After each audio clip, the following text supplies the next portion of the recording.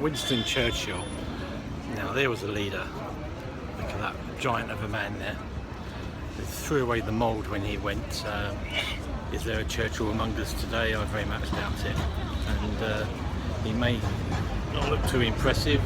He may be vilified these days. When we look back at the empire and we think bad things, but you know, he saved our country, and you know, let's say the Lord saved the country with Churchill's help. And I think he was a leader. Yet in the church, we wouldn't want leaders like him.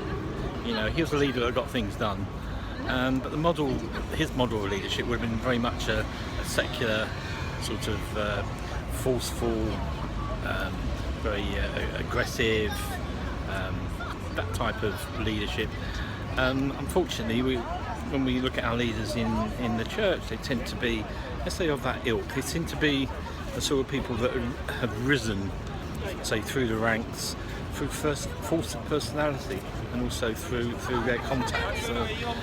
You know, the model of leadership in the church has to be Jesus, and has to be the model of the Last Supper, when Peter refused him to wash his feet, and Jesus says, you know, if you don't, you're not part of my kingdom. You know, the first should be last, the last should be first. And we're called to model Jesus. We're called to reflect him in every way, and we need to examine ourselves. If we are the type of person that we call ourselves a leader, perhaps we're not leaders. Leadership should be something that is acknowledged by other people, and that they would, say, recognise that trait in yourself as someone that people would want to follow, not because they're charismatic, powerful people, but because they see a touch of Jesus in you, and if they want to follow Jesus, they'll want to follow you.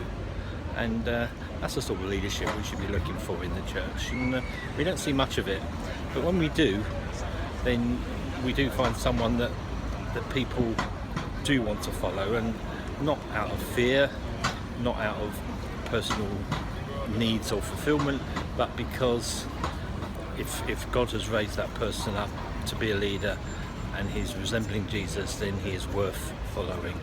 And so to think about our leadership, and if you are being pushed into leadership, if it comes from others, then maybe it's right. If it's coming from you, then there may be something in you that is not right, in that you may have a need to be a leader rather than being anointed to be one through the Holy Spirit. So we'll just finish with one last look at Winston, and then there we go. God bless him.